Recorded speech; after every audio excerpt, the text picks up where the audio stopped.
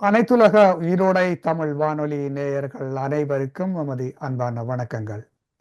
அனைத்துலக உயிரோடை தமிழ் வானொலி ஒலி ஒளி எழுத்து வடிவில் உங்கள் இல்லங்களின் முற்றங்களை வந்தடையும் ஒரு தேசிய ஊடகம். தாயகம், தமிழகம், சர்வதேசம் சார்ந்த அரசியல் நிலவரங்கள், சமூக நிலைமைகள் பற்றி பலதரப்பட்ட செய்திகளை காவி வரும் ஒரு ஊடகம். இது சமூக வளம். இன்றைய சமூக வளத்திலே நாங்கள் வரலாறு பற்றி இன்று பேச உள்ளோம். அதில் முக்கியமாக தொல்லியல் ஆய்வு பற்றி பேச உள்ளோம். தொல்லியல் ஆய்வு என்பது ஈழத்தமிழர்களை பொறுத்தவரையில் இன்று எமது தாயகத்தில் நடைபெறுகின்ற கபலீகரங்கள் மத்தியிலே நாம் இந்த தொல்லியல் பற்றி பேச வேண்டியது ஒரு காலத்தின் கட்டாயம். ஈழத்தமிழர்களுடைய இருப்பும், ஈழத்தமிழர்களுடைய வரலாறும், ஈழத்தமிழர்கள் பூர்வீக குடிகளாக அந்த வடக்கு கிழக்கு பிரதேசங்களிலே வாழ்ந்த அத்தனை அடையாளங்களும் திட்டமிட்டு அளிக்கப்பட்டு கொண்டு வருகின்றது. சமகாலத்தில் தமிழகத்திலே, எமது தாய் தமிழகம் என்று சொல்லப்படுகின்ற தமிழகத்திலே இந்த அகழ்வு ஆராய்ச்சிகளின் ஊடாக தமிழர்களுடைய தொன்மையான வரலாறு நிரூபிக்கப்பட்டு கொண்டு வருவது எங்களுக்கு ஒரு மிகவும் ஆறுதலாகவும் மிகவும் புலகாங்கிதம் அடைகின்றோம். அந்த வகையிலே நாங்கள் அறிந்த வரையிலே முதலாவதாக தொல்லியல் ஆய்வில் ஒரு பெரியொரு மாற்றத்தை, பெரியொரு வடிவத்தை அல்லது மக்கள் மத்தியிலே பேசப்பட்டதாக சொல்லப்படுகின்ற கீழடி அகழ்வாராய்ச்சி. அது 2600 வருடங்களுக்கு மேற்பட்டதாக நிரூபிக்கப்பட்டது. இப்பொழுது நாங்கள் பேசிக்கொண்டிருக்கின்ற இந்த சமகாலத்திலே மிக முக்கியமான ஒரு விடயம் தமிழர்களுடைய ஒட்டுமொத்தமாக தாயகம், தமிழகம், சிங்கப்பூராக இருக்கட்டும், மலேசியாவாக இருக்கட்டும், மொரிஷியஸாக இருக்கட்டும், எங்கெங்கெல்லாம் தமிழர்கள் வாழ்கின்றார்களோ அந்த தமிழர்கள் வாழ்கின்ற இடமெல்லாம் தமிழர்களுடைய தொன்மையை நிரூபிக்கும் வரையில் கண்டுபிடிக்கப்பட்ட இரும்பினுடைய உபயோகம் 5350 வருடங்களுக்கு முன்பே தாயக தமிழர்கள் இரும்பை பாவித்திருக்கின்றார்கள் என்று அகழ்வாராய்ச்சியின் ஊடாக நிரூபிக்கப்பட்டுள்ளது. அந்த வகையிலே எங்களுடன் இன்று பேசுவதற்கு தமிழகத்திலிருந்து, அதுவும் முக்கியமாக தஞ்சாவூரில் இருந்து தமிழ்நாடு அரசின் தமிழ் பல்கலைக்கழக கடல்சார் வரலாறு மற்றும் கடல்சார் தொல்லியல் வரலாறு பற்றிய ஆய்வாளர் திருமிகு செல்வகுமார் வீராசாமி அவர்களை அழைத்து வந்திருக்கின்றோம். ஐயா வணக்கம். வணக்கம். நீங்கள் முக்கியமாக அந்த முதல் ஒரு சிறிய குறிப்பொன்றை நாங்கள் அதிலிருந்து துவங்கலாம் என்று நினைக்கிறேன். இந்த கீழடி அகழ்வாராய்ச்சி சம்பந்தமாக ஒரு சிறிய விடயத்தை பேசிவிட்டு நாங்கள் அடுத்து இப்பொழுது பேசப்படுகின்ற அந்த இரும்பினுடைய பாவனை பற்றி நாங்கள் பேசுங்களையா. கீழடி என்பது 2015-16 ஆண்டுகளிலிருந்து தமிழகத்தில் அகழாய்வு செய்யப்பட்ட ஒரு முக்கியமான தொல்லியல் இடம். அதாவது தமிழ்நாட்டை பொறுத்தவரை பல இடங்கள் அகழாய்வு செய்யப்பட்டுள்ளன. குறிப்பாக எடுத்துக்கொண்டால் அரிக்கமேடு என்ற ஒரு இடத்தை மார்ட்டிமர் வீலர் அவர்கள் 1940களில் அகழாய்வு செய்தார்கள். அங்கு ஒரு சங்ககால நகரம் ஒன்று கண்டுபிடிக்கப்பட்டது. ஆனால் அந்த நகரம் கண்டுபிடிக்கப்பட்டு அகழாய்வு செய்யப்பட்ட காலத்தில் இன்று இருப்பது போல் ஊடகங்களோ சமூக ஊடகங்கள் இல்லை. அதனால் அதனுடைய புகழ் என்பது பரவாமல் போய்விட்டது. அதன் பிறகு பல அகழாய்வுகளில் சிறிய சிறிய அளவுகளில் நடந்து வந்துள்ளன. இந்தியாவை பொறுத்தவரை இந்திய நாட்டில் சிந்துவெளி நாகரிகத்திற்கு அளிக்கப்படுகின்ற முக்கியத்துவம் வேறு எந்த வட்டார பண்பாடுகளுக்கும் அளிக்கப்படவில்லை.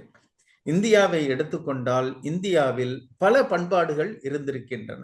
சிந்துவெளி காலத்தில் நாகரிகம் இருந்த பொழுது தமிழ்நாட்டில் மக்கள் வாழ்ந்திருக்கிறார்கள். கேரளா, கர்நாடகா, ஆந்திரா, மத்திய இந்தியா, கிழக்கிந்தியா, வடக்கிந்தியா என பல பகுதிகளில் மக்கள் வாழ்ந்திருக்கிறார்கள். இந்திய அரசு தொல்லியல் துறையின் பணியின் ஒரு பகுதியாக திருமுகு அமர்நாத் ராமகிருஷ்ணா அவர்கள் 2015-16 ஆண்டு அந்த அகழாய்வை தொடங்கினார்கள். குறிப்பாக மதுரை என்பது சங்க தமிழோடு தொடர்புடைய இடம். மதுரை சங்ககால மதுரையை இதுவரை யாரும் அகழாய்வு செய்யவில்லை. சங்ககால மதுரை எங்கு இருந்தது என்பது தெரியவில்லை. சங்க காலத்தை நாம் எடுத்துக்கொண்டால், மதுரையை எடுத்துக்கொண்டால் இடைக்கால பாண்டியர்களுடைய கோயில்கள் உள்ளது, கல்வெட்டுகள் உள்ளன. அந்த நகரத்தை பற்றி நிறைய இலக்கியங்கள் உள்ளன. அந்த நகரத்தை சுற்றி உள்ள இடங்களில் தமிழி எனப்படும் தமிழ் பிராமி என்று கூறப்படும் அந்த எழுத்துக்கள் உள்ள கல்வெட்டுகள் சமண முனிவர்களுக்காக உருவாக்கப்பட்ட அந்த குகைகளில் நிறைய கிடைக்கின்றன. ஆனால் மதுரை நகரம் எங்கு இருந்தது என்பதற்கான சான்றுகள் இல்லை. மதுரை என்பதை ஒரு வாழும் நகரம் என்று கூறுவார்கள். அதாவது 2000 ஆண்டுகளுக்கு மேலாக தொடர்ந்து மக்கள் வசிக்கக்கூடிய பகுதி. அதனால் அந்த பகுதியில் நகரத்திற்கான சான்றுகள் வெளிப்படவில்லை. அந்த காலத்தில் மக்கள் அவற்றை அழித்து அதன் மேல் வீடு கட்டி இன்று வரை தொடர்ந்து வாழ்ந்து வந்திருக்கிறார்கள் என்று ஊகிக்கலாம். ஆனால் கீழடி என்பது மதுரைக்கு கிழக்கே ராமநாதபுரம் செல்லும் வழியில் சுமார் 10 கிலோமீட்டர் தொலைவில் உள்ள ஒரு முக்கியமான நகரமாக இருந்திருக்கிறது.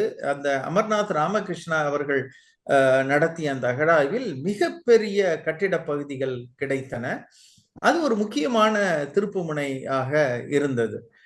அப்ப அந்த ஒரு காலகட்டத்தில் சமூக ஊடகங்கள் வளர்ந்து விட்டன. எனவே அதை பற்றிய குறும்படங்களும் அது அகழாய்வில் கிடைக்கக்கூடிய பொருட்களும் மக்கள் மத்தியில் பரவலாக பரவி அந்த நகரை பார்ப்பதற்கு, சங்ககால நகரை பார்ப்பதற்கு கூட்டம் கூட்டமாக மக்கள் வர ஆரம்பித்தார்கள். இதன் காரணமாக மக்களிடையே தொல்லியலை பற்றிய ஆர்வம் என்பது உருவானது. இந்தியாவின் வரலாறு தமிழகத்தின் தென்பகுதியில் வைகையிலிருந்து, தாமிரபரணியிலிருந்து, காவிரியிலிருந்து எழுதப்பட வேண்டும் என்ற ஒரு கோரிக்கை பல காலமாக இருந்தது. இந்த நகரத்தினுடைய கண்டுபிடிப்பு என்பது பொதுமக்களிடையே ஆர்வத்தை ஏற்படுத்தியது. அங்கு கிடைத்த பொருட்கள், தொல்பொருட்கள், ஆயிரக்கணக்கான பொருட்கள் கிடைத்துள்ளன. அந்த நகர கட்டுமானங்கள், செங்கற்களை கொண்டு கட்டப்பட்ட தொட்டிகள் போன்ற அமைப்பு. இந்த தொட்டிகளை அவர்கள் சாயம் துணிகளில் உற்பத்திக்காக பயன்படுத்தி இருக்கலாம். அதாவது நேர்த்தியாக கட்டப்பட்ட செங்கற் கட்டுமானங்கள், உரை கிணறுகள், அதுபோல பலவிதமான பானைகள், பானையோட்டு எழுத்து பொறிப்புகள். அங்கு கிடைத்த கண்டுபிடிப்புகளில் ஆட்டக்காய்கள், மணிகள், கார்னீலியன் எனப்படும் கல்மணிகள், பல வகையான மணிகள் தவிர இந்த எழுத்து பொறிப்புகள் முக்கியமானவை. இவை நிச்சயமாக இது ஒரு சங்ககால இடமாக இருந்தது என்பதை உறுதிப்படுத்துகின்றன. இவ்வாறு பலவிதமான தொல்பொருட்கள், அதுபோல இந்த காசுகள், அதாவது முத்திரை காசுகள் என்று கூறக்கூடிய காசுகள், இவை அனைத்தும் கிடைத்ததன் காரணமாக சங்ககால நகர நாகரிகம் பற்றிய பேச்சு பொதுமக்களிடையும் அறிஞர்களிடையும் பரவத் தொடங்கியது. குறிப்பாக இந்த அகழாய்வில் அரசு முக்கியமான ஆர்வத்தை செலுத்தியது. இதற்கு முன்பு நடந்த அகழாய்வுகள் சிறிய அளவில் நடக்கும். இந்த கீழடி அகழாய்வில் மத்திய அரசு தொல்லியல் துறை அகழாய்வு செய்த பின்பு, 2 பருவங்கள் செய்த பின்பு, தமிழ்நாடு அரசு தொல்லியல் துறை இதில் ஆர்வம் செலுத்தியது. தொல்லியல் துறைக்கென சுமார் 5 கோடி ரூபாய் ஒதுக்கப்பட்டு தமிழகமெங்கிலும் விரிவாக அகழாய்வு செய்ய ஆரம்பித்தார்கள். சங்க காலம் என்பது தமிழ்நாட்டில் ஒரு முக்கியமான ஒரு பண்பாட்டு காலம். இந்த காலகட்டத்தில் தான் நகரங்கள் உருவாகின்றன. அதற்கு முன்பு வாழ்ந்த காலம், மக்கள் வாழ்ந்த காலம் இரும்பு காலம் என்று அழைக்கப்படுகின்றது. பொதுவாக சங்க காலத்தை நாம் இலக்கியத்தை வைத்துதான் படித்து கொண்டிருந்தோம். சங்க இலக்கியங்கள் என்பது கிமு 3 என்று அறிஞர்கள் கூறுகிறார்கள். சில அறிஞர்கள் கிமு 1 முதல் 3 வரை என்று கூறுகிறார்கள். இவ்வாறு சங்க காலத்தின் காலம் என்பது கிறிஸ்து சகாப்தத்தின் சற்று முன்பு சற்று பின்பு இருந்த காலம் என்பதை பொதுவாக எல்லா அறிஞர்களும் ஏற்றுக்கொண்டிருக்கிறார்கள். இந்த காலகட்டத்தில் தான் இந்த நகர நாகரிகம் என்பது உருவாகின்றது. இந்த காலகட்டத்தில் தமிழகத்திற்கும் இந்திய பெருங்கடல் பகுதிக்கும் வணிகம் இருந்தது. தமிழகத்தில் இருந்து, குறிப்பாக மேற்கு தொடர்ச்சி மலைகளில் இருந்து, கேரளாவும் பழந்தமிழகத்தின் ஒரு பகுதியாக இருந்தது. அங்கிருந்து மிளகு, ஏலக்காய் உள்ளிட்ட பல வாசனை திரவிய பொருட்கள் மேலை நாடுகளுக்கு ஏற்றுமதி செய்யப்பட்டு அங்கிருந்து ரோமானிய தங்க காசுகள் இங்கு வருவிக்கப்பட்டன. இதன் காரணமாகவும் மூவேந்தர்கள் என்று கூறக்கூடிய மூவேந்தர்களுடைய அரசியல் உருவாக்கமும் இந்த காலத்தில் தான் நடைபெற்றது. அசோகருடைய கல்வெட்டுகளில் இவர்கள் அசோகருடைய ஆட்சி எல்லைக்கு வெளிப்பட்ட இலங்கையும் தாம்ப பண்ணி என்று கூறப்படுகின்றது. சதியபுத்திரர், கேரளபுத்திரர், சோழர், பாண்டியர் என இவர்களை பற்றி கூறுகின்றது. இரண்டாம் பாறை கல்வெட்டு இவர்களுடைய பகுதிகளில் விலங்குகளினுடைய அந்த மருத்துவத்திற்காகவும் மனிதர்களுடைய மருத்துவத்திற்காகவும் மூலிகை செடிகளை நடுவதற்கு ஏற்பாடு செய்ததாக கூறுகின்றது. அத்தகைய ஒரு தகவல் நமக்கு வருகின்ற காலத்தில் இங்கு அந்த நாகரிகம் என்பது இங்கு உருவாகிவிட்டது. இவர்கள் தமிழ்நாட்டிலிருந்து வணிகர்கள் கிரேக்க நாட்டிற்கு சென்று தென்கிழக்காசியாவிற்கு சென்று அதுபோல அந்த நாட்டு வணிகர்கள் இங்கு வந்து வணிகத்தில் பொருள் பரிமாற்றத்தில் ஈடுபட்டு இருக்கிறார்கள். குறிப்பாக இந்தியாவை பார்த்தால் இந்தியா ஒரு தேனடை போன்று அந்த இந்திய பெருங்கடலில் தொங்குகின்றதை பார்க்கலாம். பொதுவாக நீங்க மரத்தில் பார்த்தால் தேனடை என்பது தேன்கூடு போல இருக்கும். அந்த இந்தியா ஒரு தேன்கூடு போலவும் அதிலிருந்து விழும் ஒரு தேன் சொட்டு போல இலங்கை இருப்பதையும் நீங்கள் உருவகித்துக் கொள்ளலாம். அதாவது இந்திய பெருங்கடலில் உள்ள அந்த திறந்த வெளியில் வேறு பெரிய நிலங்கள் இல்லை, மாலத்தீவுகள் உள்ளன. இருப்பினும் நீங்கள் ஐரோப்பாவிலிருந்து அல்லது ஆப்பிரிக்காவிலிருந்து ஆசியாவிலிருந்து தென்கிழக்காசியா போக வேண்டும் என்றால் இதுதான் நிலப்பரப்பு. எனவே இந்தியாவின் 2 மேற்கு கடற்கரையும் கிழக்கு கடற்கரையும் ஒரு வணிக மையமாக விளங்கியது. அதுபோலத்தான் இலங்கையும் ஒரு லான்ச் பேட், அதாவது நாம் ஒரு நீச்சல் குளத்தில் குளிக்கும் போது ஒரு முனைக்கு சென்று குதிப்போம், அது போன்ற ஒரு இந்திய பெருங்கடலின் ஒரு லான்ச் பேட், அதாவது தாவு மேடையாக இந்தியாவும் இலங்கையும் அமைந்திருந்தது. குறிப்பாக தமிழ்நாட்டில் இந்த துறைமுகங்களும் ரோமானிய பானை ஓடுகளும் அதிகமாக கிடைக்கின்றன. ஏனென்றால் எகிப்திலிருந்தும் வருகின்ற அந்த மேலை நாட்டு வணிகர்கள் தமிழ்நாட்டின் மேற்கு கடற்கரைக்கும் இலங்கைக்கும் தமிழ்நாட்டின் கிழக்கு கடற்கரையும், அதாவது தமிழகத்தின் மேற்கு கிழக்கு கடற்கரை இலங்கைக்கு வந்துவிட்டு அதுபோல தென்கிழக்காசியாவிலிருந்து வருகின்ற வணிகர்கள் இங்கு வருவார்கள். இங்கு வந்து இவர்கள் இருவரும் இந்தியா சந்திக்கக்கூடிய ஒரு சந்திப்பு இடமாகத்தான் தமிழகமும் இலங்கையும் இருந்தது. எனவேதான் சங்க காலத்தில் பல துறைமுகங்கள் உருவாகின. அந்த துறைமுகங்களின் சான்றுகள் நமக்கு விரிவாக கிடைக்கின்றன. எனவே இந்த கீழடியானது வைகை கரையில், வைகை ஆற்றின் கரையில் அமைந்துள்ளது. வைகை ஆறானது தமிழகத்தின் மேற்கு தொடர்ச்சி மலையிலிருந்து உற்பத்தியாகி அழகன்குளம் என்ற இடத்தில் கலக்கின்றது. அங்கு ஒரு துறைமுகம், ஒரு நகரம் இருந்திருக்கின்றது. எனவே அந்த துறைமுகத்தையும் அந்த கீழடி வழியாக மதுரையையும் அதற்கு மேற்கே உள்ள இடங்களையும் வழியில் உள்ள பல வரலாற்று கால இடங்களையும் இணைத்து, மேற்கு தொடர்ச்சி மலையில் மிளகு விளையக்கூடிய இனத்தை இணைத்து, மேற்கு தொடர்ச்சி மலை வழியாக கேரளாவில் உள்ள பெரியாறு நதிக்கரை வழியாக பட்டணம் என்று கூறக்கூடிய சங்ககால முசிறிக்கு செல்லும் ஒரு வணிக வழி இருந்தது. இது போன்ற பல வணிக வழிகள், பாலக்காட்டு கணவாய் வழியாக ஒரு வணிக வழி, அது கொடுமணல், உறையூர், காவிரி பூம்பட்டினத்தை இழைத்தது. இது போல பல வணிக வழிகள் இந்தியாவின் உள்ளே உள்ள வட இந்தியா, கிழக்கிந்தியா, மேற்கிந்தியா என அனைத்து பகுதிகளையும் இணைத்தன. இந்த துறைமுகங்கள் மேற்கு ஆசியாவையும் இணைத்து தென்கிழக்கு ஆசியாவையும் இணைத்தன. தமிழ் வணிகர்கள் பல இடங்களுக்கும் சென்று வந்தார்கள். அயலக வணிகர்கள் இங்கு வந்தார்கள். இலங்கையிலிருந்தும் வணிகர்கள் வந்திருக்கிறார்கள். தமிழ் வணிகர்களுடைய எழுத்து பொறிப்புகள் எகிப்தில் உள்ள கோர்ரோரி என்ற இடத்தில், மன்னிக்கவும், தமிழ் வணிகர்களுடைய எழுத்து பொறிப்புகள் ஓமானில் உள்ள கோர்ரோரி என்ற இடத்தில் நந்தைக்கீரன் என்ற பெயரிலும், குசேரல் காதம் என்ற இடத்தில் எகிப்தில் பனை ஊரி, கண்ணன் சாத்தன் என்ற பெயர்களும், பெர்னிகே என்ற இடத்தில் கொற்றபூமான் என்ற பெயருடைய அந்த எழுத்து பொறிப்புகளும் கிடைத்துள்ளன. தாய்லாந்தில் பெரும்பதன் கல் என்ற எழுத்து பொறிப்புள்ள ஒரு கல் கிடைத்துள்ளது. இவ்வாறு தமிழர்கள் கடல் கடந்து சென்றதற்கான சான்றுகள், இலங்கையிலும் சில சான்றுகள் கிடைத்துள்ளன. இவ்வாறு தமிழ் வணிகர்கள் பல இடங்களுக்கு சென்றதும், இந்திய வணிகர்களும் பிற வணிகர்களும் தமிழகத்திற்கு வந்ததும் ஈழத்திலே வந்து பூநகரி என்ற இடத்துல செய்யப்பட்ட அகழ்வாராய்ச்சி, அதாவது பேராசிரியர் புஷ்பரட்னம் அவர்களுடைய தலைமையில் அகழ்வாராய்ச்சி நடைபெற்றது. அந்த பூநகரியில் கிடந்த அகழ்வாராய்ச்சி வந்து கிட்டத்தட்ட வந்து கீழடியை ஒத்ததாக இருக்கின்றது என்பது வந்து நிரூபிக்கப்பட்டு சயின்டிபிக்கலாக அதை நிரூபித்திருக்கிறாங்க. இப்பொழுது இப்ப தற்சமயம் பேசப்படுகின்ற இந்த இரும்பு பாவனை என்பது 5350 வருடங்களுக்கு முன்பே இருந்ததாக பேராசிரியர் திரு சிவானந்தன் அவர்கள் சொல்கின்றார்கள். அது பற்றி சிவானந்தம் அவர்களும் ராஜன் அவர்களும் எழுதிய ஒரு நூல் தமிழக அரசால் வெளியிடப்பட்டுள்ளது. இந்த கண்டுபிடிப்பும் ஒரு முக்கியமான கண்டுபிடிப்பு தான். நான் முன்பே கூறியுள்ளேன், இந்த கண்டுபிடிப்பு என்பது புதிய ஒரு ஆய்வுக்கான ஒரு தொடக்கம் என்றுதான் நாம் எடுத்துக்கொள்ள வேண்டும். ஏனென்றால் இதுவரை தமிழகத்தில் வளர்ந்த அந்த பண்பாட்டை பற்றி நாம் விரிவாக ஆய்வு செய்யவில்லை. சில புதிய கற்கால இடங்கள் தான் ஆய்வு செய்யப்பட்டுள்ளன. நாங்கள் கூட மோலப்பாளையம் என்ற ஊரில் அகழாய்வு செய்து கிமு 1600க்கு முன்னேயே இந்த கடற்கரை பகுதிக்கும் உள்நாட்டுக்கும் வணிக தொடர்பு இருந்தது. இந்த சங்கு என்று கூறக்கூடிய சங்கு பொருட்கள் போன்ற பொருட்கள் பரிமாற்றம் செய்யப்பட்டன என்பதை பற்றி நாங்கள் கண்டுபிடித்திருக்கிறோம். இது போல பல வகையான பொருட்கள் இங்கு சென்று வந்திருக்கின்றன.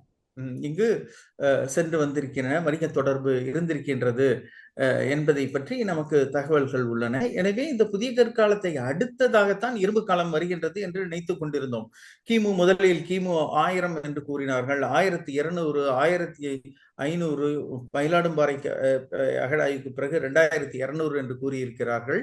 தற்போதைய அகழாய்வில் இது கிமு 3300 வரை செல்லக்கூடும் என்று கூறியிருக்கிறார்கள். இது ஒரு முக்கியமான கண்டுபிடிப்பு. இது ஒரு தொடக்கம் என்றுதான் வைத்துக் கொள்ள வேண்டும். ஆனால் நிச்சயமாக ஒரு ஏற்றுக்கொள்ளக்கூடிய ஒரு தொடக்கம் தான். ஏனென்றால் தமிழர்களுடைய வரலாறு என்றால் ஒன்று நாம் சிந்துவெளிக்கு செல்கின்றோம், இல்லை என்றால் குமரி கண்டத்திற்கு செல்கின்றோம். நாம் இருக்கும் இடத்தில் உள்ள சான்றுகளை தேடுவதில்லை. அதைத்தான் ஒரு பாடல் கூறுவது போல, இருக்கும் இடத்தை விற்று இல்லாத இடம் தேடி அடைகின்றான் ஞான தங்கமே என்று கூறுவது போல பல இடங்களில் தேடினார்கள். தற்பொழுதுதான் தமிழக அரசு விழித்து கொண்டு தமிழ்நாட்டிலேயே தமிழர்கள் வாழ்ந்ததற்கான சான்றுகளை தேடி வருகின்றது. அந்த வகையில் இந்த இரும்பு காலம் என்பது மிக பழமையாக கிமு 2500 3800 வரை செல்லலாம் என்று அவர்கள் மிக விரிவாக ஆராய்ந்து 7-8 காலக்கணிப்புகளை கொண்டு அவர்கள் கூறியிருக்கிறார்கள். ஆதிச்சநல்லூர்ல கண்டெடுக்கப்பட்ட இரும்புகள் வந்து கிட்டத்தட்ட 5350 வருடம் என்று சொல்லி அதுவும் கூறியிருக்கிறார்கள். இது நிச்சயமாக தமிழர்கள் பொதுவாக தமிழர்களுடைய தோற்றம் என்று கூறும்போது தென்பகுதியை சிறப்பித்து கூறுவார்கள். தென் தமிழக பகுதியிலிருந்தான் தமிழ் வந்ததாக கூறுவார்கள். அதுவும் ஒரு முக்கியமான ஒரு கருத்து தான். எனவே நாம் இனி செய்ய வேண்டியது என்னவென்றால், ஆய்வு என்பதற்கு முடிவு இல்லை. ஆய்வு என்பது ஒரு தொடக்கம்தான். நாம் ஒரு கருத்தை நிலைநிறுத்த வேண்டும் என்றால் 10 வருடம், 20 வருடம், 50 வருடம் நாம் ஆய்வு செய்ய வேண்டும். சிந்துவெளி நாகரிகத்தினுடைய கண்டுபிடிப்பு முதலில் ஒரு புள்ளியில் தொடங்கி நம்மளுடைய புரிதல் என்பது 100 ஆண்டுகளில் மாறி இருக்கின்றது. அதுபோலத்தான் ஒரு புள்ளி எவ்வாறு அந்த ஜான் மார்ஷல், ராக்கல்தாஸ் பானர்ஜி ஆகியோர் ஒரு புள்ளியை தொடங்கினார்களோ அது போலத்தான் நாம் தொடங்கி இருக்கின்றோம். குறிப்பாக ஒரு முக்கியமான செய்தி என்னவென்றால், அவர்கள் தொடங்கி 100 ஆண்டுகள் கழித்துதான் நாம் தொடங்கி இருக்கின்றோம். 1924 என்றால் நாம் 2024 தான் இதை புள்ளியை வைத்திருக்கின்றோம். எனவே ஒரு அகழ்வாராய்ச்சி நீங்கள் தொடங்கும் பொழுது எந்த இடத்தில் அந்த அகழ்வு செய்யப்பட வேண்டும் என்று எப்படி நிர்ணயிக்கின்றீர்கள்? எப்படி நீங்கள் குறிப்பாக அகத்தின் அழகு முகத்தில் தெரியும் என்று கூறுவோம். ஒருவருடைய உள்ளம் மகிழ்ச்சியாக இருந்தாலோ சோகமாக இருந்தாலோ அதனுடைய வெளிப்பாடு முகத்தில் இருக்கும். எனவே நாங்கள் என்ன செய்வோம் என்றால், கள மேற்பரப்பாய்வு செய்து ஒவ்வொரு இடத்தின் மேலே உள்ள அந்த சான்றுகளை வெளிக்கொணர்ந்து அந்த தரை மேற்பரப்பாய்வு செய்து அங்கு கிடைக்கும் சிறு சிறு சான்றுகளை எடுத்து உள்ளே ஏதோ பொறைந்து இருக்கின்றது என்று அடையாளப்படுத்துவோம். ஏனென்றால் தொல்லியல் ஆய்வாளர் ஒரு இடத்தில் நடந்தால் அவருக்கு நிச்சயமாக தெரிந்துவிடும் என்ன மாதிரியான பானை ஓடுகள் ஒரு இடத்தில் கிடைக்கின்றன, எந்த காலத்தை சேர்ந்தவை, எந்த இடத்தில் தோண்டலாம். எனவே தரைக்கு கீழே சான்றுகள் இருந்தால் அவை தரைக்கு மேலே வெளிவந்துவிடும். அந்த அடிப்படையில் தான் நாங்கள் இந்த தொல்லியல் இடங்களை தோண்டி அங்கு உறுதிப்படுத்துவோம். ஆனால் இந்த தொல்லியல் இடம் என்பது மண்ணில் மறைந்து கிடக்கின்றது. எனவே இதை நாம் வெளிக்கொணர வேண்டும் என்றால் இதை நாம் ஆய்வு செய்ய வேண்டும். அவ்வாறு நாம் ஆய்வு செய்யும் பொழுதுதான் இதனுடைய காலத்தை உறுதி செய்ய முடியும். தரை மேற்பரப்பில் உள்ளவற்றை வைத்துக்கொண்டு இன்று பலரும் இந்த Facebook, வாட்ஸ்அப்பில் போடுகிறார்கள். அதை வைத்து உறுதியான இது செய்ய முடியாது. இப்ப அரசனுடைய ஒரு ஆர்வத்தின் காரணமாகத்தான் இதெல்லாம் நடக்கின்றன. ஏனென்றால் ஒரு காலக்கணிப்பு செய்தால்தான் அறிஞர்கள் ஏற்றுக்கொள்வார்கள். ஒரு காலக்கணிப்பு என்பது இதற்கு 50,000 வரை. ஐயா, ஒரு தொல்லியல் ஆய்வு செய்யும் பொழுது இப்ப நாங்கள் அறிந்த வகையில வந்து தொல்லியல் ஆய்வு செய்து அந்த தொல்லியலுடைய எச்சங்களை நீங்கள் வெளியில் எடுத்து அதை ஆய்வு செய்கின்றீர்கள். அந்த ஆய்வு வந்து கார்பன் பகுப்பாய்வு என்று சொல்லப்படுகின்றது இல்லையா? அது என்ன மாதிரி நிர்ணயிக்கின்றீர்கள்? அந்த பகுப்பாய்வு செய்யக்கூடிய விஞ்ஞான ரீதியான கூடங்கள் எல்லாம் அங்கு தமிழகத்திலேயே இருக்கின்றதா அல்ல வெளிநாடுகளுக்கு அனுப்பித்தான் அதை செய்வீர்கள்? இந்த பகுப்பாய்வு கூடங்கள் ஒரிசாவில் புவனேஸ்வரில் உள்ளன, ஹைதராபாத்தில் உள்ளது, பாம்பேயில் உள்ளது, அதுபோல அகமதாபாத்தில் உள்ளது, புதுதில்லியில் உள்ளது. இது தவிர அயல் நாடுகளில் பீட்டா அனாலிட்டிக் என்ற லேப் உள்ளது. இவ்வாறு பல அந்த ஆய்வகங்களில் தான் இந்த ஆய்வுகள் செய்யப்படுகின்றன. இவ்வாறு பல இடங்களில் இந்த ஆய்வு செய்யப்படும் போதுதான் அறிஞர்கள் ஏற்றுக்கொள்வார்கள். ஏனென்றால் ஒரே ஒரு மாதிரியை சாம்பிளை கரித்துண்டைத்தான் நாம் கரியமில காலக்கணிப்பு என்று கூறுகின்றோம். இதனுடைய அரை ஆயுட்காலம் என்பது 5730 வருடம். இதை வைத்துக்கொண்டு ஒரு 57,000 வரை நாம் பழமையான பொருட்களை காலக்கணிப்பு செய்யலாம். இது காலம் செல்ல செல்ல இதனுடைய அந்த துல்லியமானது குறையும். ஒரு 27,000 வரை உள்ள பொருட்களை ஓரளவு துல்லியமாக செய்து விடலாம். அதனை கடந்த பிறகு அந்த அளவு என்பது கணக்கிடுவதில் சில பிழைகள் நேரக்கூடும். எனவே இந்த 5000 10,000 வருடங்கள் உள்ள மாதிரிகளை நாம் நிச்சயமாக நன்றாக காலக்கணிப்பு செய்ய முடியும். தமிழ்நாடு அரசும் தொல்லியல் ஆய்வு என்பது வந்து ஒரு மிகப்பெரிய ஒரு விடயம். நாங்கள் நிறைய பேசலாம். நாங்கள் நிறைவு செய்கின்ற நேரத்துக்குள் வந்துவிட்டோம். நான் நினைக்கிறேன் இந்த விடயம் சம்பந்தமாக இன்னும் ஒரு பகுதியில் வந்து இது சம்பந்தமாக கொஞ்சம் பேசலாம் என்று நினைக்கின்றேன். இன்றைய இந்த நேர்காணலில் நீங்கள் கலந்து கொண்டு இந்த குறுகிய நேரத்துக்குள் ஓரளவுக்கு எங்களுக்கு அதுக்கான விளக்கத்தை கொடுத்தமைக்கு உங்களுக்கு மிக்க நன்றியை தெரிவித்துக் கொள்கின்றோம். இன்றைய நேர்காணலில் வந்து தமிழகத்திலிருந்து, அதாவது முக்கியமாக தஞ்சாவூரிலிருந்து திருமிகு செல்வகுமார் வீரசாமி அவர்கள் ஆய்வாளர், தொல்லியல் ஆய்வாளர், தமிழக அரசினுடைய தமிழ் பல்கலைக்கழக கடல்சார் வரலாறு மற்றும் கடல்சார் தொல்லியல் ஆய்வுகள் பணிபுரிகின்ற திருமிகு செல்வகுமார் அவர்கள் எங்களுடன் கலந்துள்ளார். அவர்களுக்கு நாங்கள் மிக்க நன்றிகளை தெரிவித்துக் கொள்கின்றோம். இன்னும் ஒரு பகுதியிலே நாங்கள் சந்திப்போம் என்பதை கூறிக்கொண்டு விடைபெறுவோம். ஐயா, நன்றி. நன்றி, வணக்கம். எமது பார்வையாளர்களுக்கு வணக்கம். மக்களின் குரலாய் ஓங்கி ஒலிக்கும் இலக்கு மின்னிதழ் மற்றும் உயிரோடை தமிழ் வானொலி ஆகிய இவ்விரு ஊடகங்களும் உங்களைப் போன்ற எமது நேயர்கள், நண்பர்களின் ஆதரவிலேயே இயங்கி வருகின்றன. மிக குறைந்த வளங்களுடன் பல இடர்கள் மற்றும் தடைகளை தாண்டி பயணிக்கும் எமது ஊடகங்களின் பணிகள் மேலும் வளர உங்களால் முடிந்த நிதியுதவியை வழங்கி இன்னும் காத்திரமான செயற்பாடுகளை முன்னெடுக்க உதவுமாறு மிகவும் பணிவன்புடன் வேண்டி நிற்கின்றோம். உங்கள் பங்களிப்பு உங்களின் உரிமை குரலாய் ஓங்கி ஒலிக்கும். நன்றி.